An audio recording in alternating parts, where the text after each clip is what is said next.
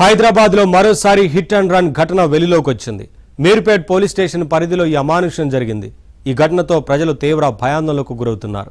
హైదరాబాద్ మీర్పేటకు చెందిన జిలాని తన కుమారుడితో కలిసి బైక్ పై ఎల్బీ నగర్ వైపు వెళ్తుండగా ఓ యూటర్న్ వద్ద ఓ కారు వెనక నుంచి ఢీకొట్టింది. ఈ ఘటనలో తండ్రి కొడుకులిద్దరికీ గాయాలయ్యాయి.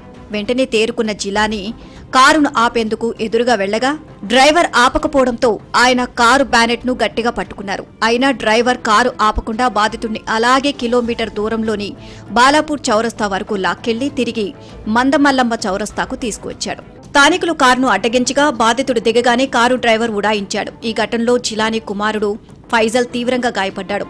బాధితుడు నొప్పితో అరుస్తున్నా డ్రైవర్ ఏమాత్రం పట్టించుకోకుండా రాక్షసత్వాన్ని ప్రదర్శించాడు. దీనికి సంబంధించిన వీడియో సోషల్ మీడియాలో వైరల్ గా మారింది. అరే ఆప్కోన్ పోలీసు వాళ్ళకి ఫోన్ చేసుకో.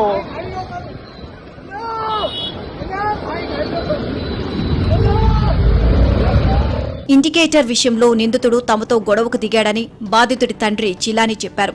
మద్యం మత్తులో దాడి చేశాడని, కారును ఆపాలని కోరినా వినకుండా చాలా దూరం తీసుకువెళ్లినట్లు వాపోయాడు. జుట్టు పట్టుకొని అద్దం లోపలికి తలకాయ గుంజుకున్నాడు.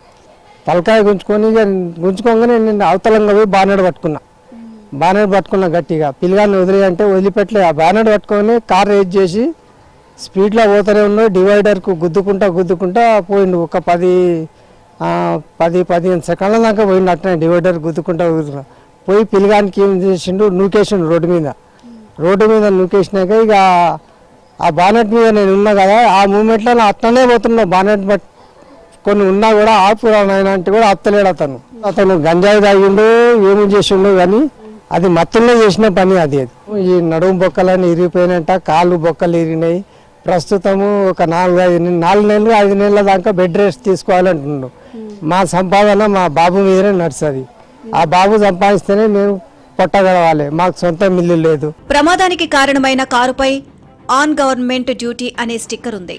బాధితుడి ఫిర్యాదుతో మీర్పేట్ పోలీసులు దర్యాప్తు చేస్తున్నారు. పరారీలో ఉన్న నిందితుడి కోసం ప్రత్యేక బృందాలు గాలింపు చర్యలు చేపట్టాయి. సీసీటీవీ ఫుటేజ్, వాహనం వివరాల ఆధారంగా నిందితుడిని గుర్తించే ప్రయత్నాలు కొనసాగుతున్నాయి. హైదరాబాద్లో హిట్ అండ్ రన్ కేసులు పెరుగుతున్న నేపథ్యంలో కఠిన చట్టాలు అమలు చేయాలని ప్రజలు డిమాండ్ చేస్తున్నారు.